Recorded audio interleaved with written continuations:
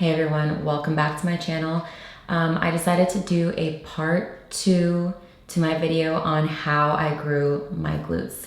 That way I could go into a little bit more detail, give you some extra tips that could possibly help you on your journey to growing those glutes.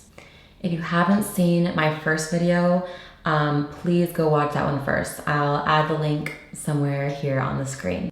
Sorry guys, we're gonna pause real quick right here because I completely forgot to add time in the original video to show you my transformation if you haven't seen any of my videos yet. So these are some before pictures. This was about 4 years ago, only did cardio, ate terribly, and I think I was about 120 to 125 here, weight. And then these are some recent pictures. This is lifting heavy, eating a ton of food, and I think in most of these pics I'm about 145 for my weight. All right, anyway, back to the video. The first video has the most important factors to growing your glutes, which are lifting heavy and working on progressive overload, eating enough, and consistency. Without mastering those factors first, this video's advice will do nothing for you. Once you are able to be successful with those factors, then you can move on to this video to give you a little extra push in your progress. Okay, so let's get right into it. The first tip I have for you is to write down your workouts. And it can be anywhere. It can be in the Notes app on your phone. It can be on a piece of paper in a notebook. And they even have apps for it, specifically for writing down and tracking your workout. It's so important to keep track of your workouts and write down your workouts in order to work on progressive overload, which, like I mentioned, is one of the main factors in growing your glutes, or really one of the main factors in progressing in any way in the gym. Writing down your workouts is super helpful, simply for the fact that if you can't remember exactly the sets and reps and weight and things like that that you used on the last week or the week before, how are you gonna know what to try this week in order to work on progressively overloading? You might think that you'll remember, but I promise all the details start to blend together when you work out multiple times a week. So for example, if you write down your workouts, and let's say you're doing hip thrust this week, you can look back to last week and see that you did 3 sets of 10 with 100 pounds, let's say, and then so you know this week you can try to increase by either doing 3 sets of 12, so adding a couple reps, but do the same weight, 100 pounds, or you can increase the weight, keep the reps and sets the same, do 3 sets of 10 with, 110 pounds. So you get the picture. Don't take the chance and rely on your memory for each and every workout you do. Just write it down. I promise you it's much easier. Okay, so the second tip I have for you is about deloads. Deloads are a short, planned period of recovery. Typically, people deload for about a week and either train lighter and easier than usual, train less days than usual, or just take a break from working out completely. Deloads are very important to take seriously and should not be looked over or ignored. Especially if you've been very consistent in the gym for a long period of time, deloads are imperative for your recovery and just to keep your body safe. If you are pushing yourself in the gym and working on progressive overload, like you should be, then you're gonna be putting your body through a lot of stress. And if you put your body through all that stress with no type of break, then you're basically asking for an injury.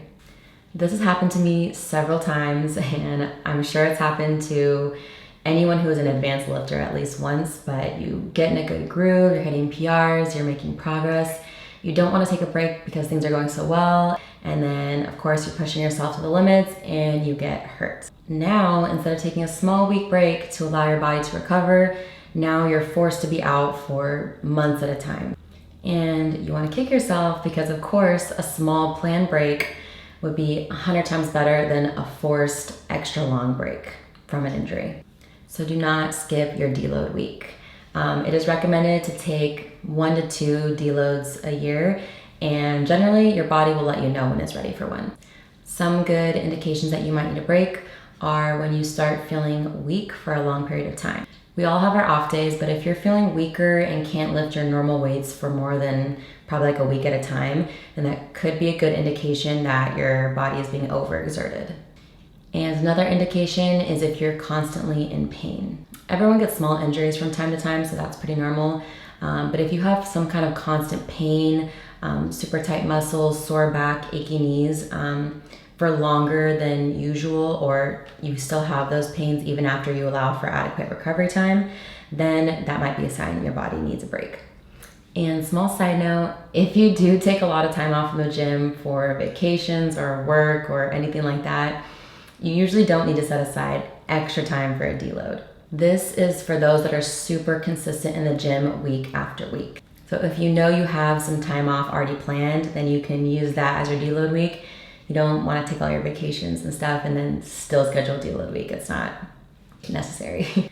And you can look up specific ways to deload. There's a few different ways that people generally like to do it. So look that up if you think you need a deload soon. Okay, moving on. Tip number 3 is refeeds. Refeeds are my absolute favorite thing ever. A refeed is a planned increase in calories for one day on a weekly or bi-weekly basis. There are many benefits of doing a refeed, which include giving your body a temporary break from your normal diet, which is great for your mental health, but it's also physically good for you if you've been losing weight for an extended period of time. And it also can help you with your lifts if you do it the day before a workout that you know you're really going to be pushing yourself in. However, keep in mind that it is a planned and controlled increase in calories. It's not like a cheat day where you just eat anything and everything in sight. You generally want to keep your diet pretty much the same, except eat more that day. Maybe with a little splurging here and there.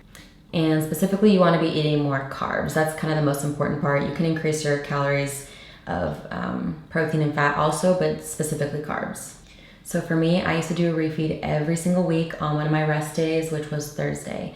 And I would keep my diet, my eating the same the rest of the week, and even the same on Thursday up until dinner. I love sushi, so I would go get some all-you-can-eat sushi and then usually get a little bit dessert after also. I've always been on a journey to gain weight and gain size, so I never started the refeed in order to get a break from any kind of calorie restriction. I mainly did it to boost my workouts. Because let me tell you, the day after a refeed, you're gonna feel amazing in the gym from all those extra calories. So that next day is where I would really push myself during my workout and generally be able to lift a little more than I would any other day of the week. So that was the main reason I did it, but then I also realized that it was a really good motivating factor for me. It was something I would look forward to all week, and it was a great little break in the routine of my normal diet. Okay, so last tip is about exercise variation. Now, if you've seen any of my other videos, you know that I preach over and over again about following a plan and doing the same lifts for an extended period of time in order to work on progressive overload. This is still the case. For your main compound movements and your main accessory movements, I do not recommend varying them often. However, sometimes at the end of my workouts, I do like to add some kind of glute isolation exercise to make sure I'm hitting my glutes from all angles. And this is where some variation can come in. However, even when I do add something to the end of my workout, I still focus on that for at least like 4 to 6 weeks to try to get better at it before I switch it up to something else. For these variations, YouTube and Instagram are your best friend. I just save them as I see them and come back to them later when I'm ready to try them. For example, for about a month recently, I was doing cable glute kickbacks at the end of my workouts. And they felt really good to me. However, with some of these isolation movements, there's only so much that you can progress. So once I made some decent progression, I looked for another exercise that I could try next. Some more examples of some glute isolation work could be clamshells. There's a bunch of variety of different banded hip thrust movements, donkey kicks, fire hydrants, side laying abductions, reverse hyperextensions, things like that. Again, keep your main compounds and your main accessory movements the same for an extended period of time. But you can add some variation with these glute isolation workouts at the end of your workout or as supersets with your other lifts. All right, guys, those are my extra tips for growing your glutes. Remember, the main and most important tips are in the previous video I made about growing your glutes. But let me know if you have any questions down below or if you want me to go into any more detail on a specific topic.